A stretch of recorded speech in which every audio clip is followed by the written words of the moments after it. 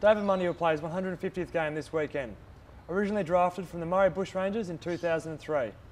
In 2009, Boer played his 100th game, which was the 8th player in league history to do that consecutively since his debut. Let's have a chat to him. Congrats on your 150, Boer. Thanks, mate. Yeah, Bring it in. Cheers. It's all good. What's been the most memorable game over your 150? Definitely my second game, I would say. We played Collingwood at Subiaco and won by 120 odd points, so as a halfbacker in that day, I didn't have much to do. Take us back to your first game and talk us through that, mate. Yeah, not too bad. We played Melbourne at the MCG. Luke McFarlane had just been thrown forward that week from full back and managed to kick a couple of floating plastic bags into him.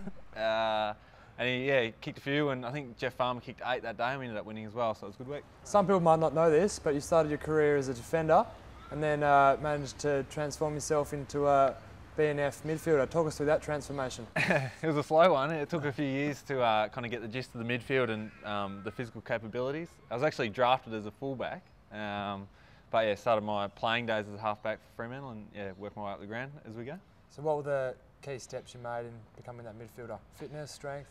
Yeah, a bit of everything. Bit of game understanding the midfield kind of running patterns and structures. Yeah, and then all the physical capabilities as well, the running and the strength and everything. What's the best advice you've received, or some you'd like to give out?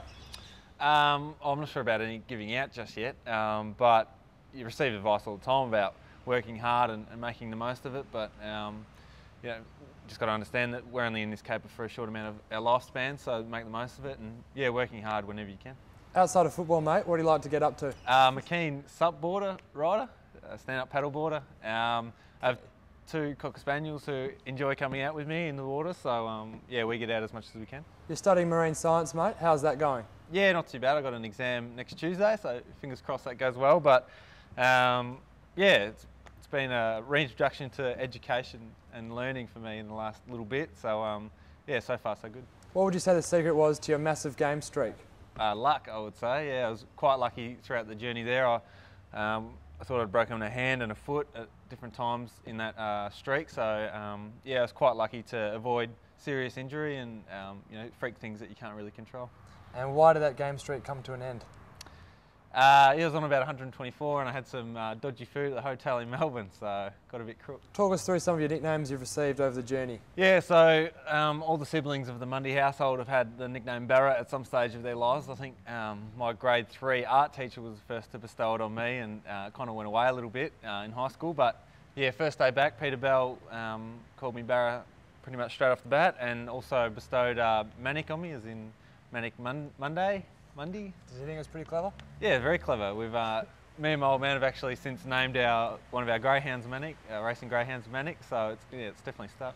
If AFL wasn't invented, what would David Mundy be doing? I have no idea. He'd probably be a doll bludgeon. No, I don't know. No, I have no idea. And would we have met? I don't think so. Probably not? No. Oh well, which is unfortunate, but yeah. And lastly, mate, if we win on the weekend, will you let me push you into the middle of the circle or cheer you off? I'm not sure about cheering off, but I'll go into the middle, happily, yeah. Okay, get the Powerade shower. Yeah, love it. Thanks for joining us today, Barrett. All the best on the weekend. Thanks, mate. Appreciate it.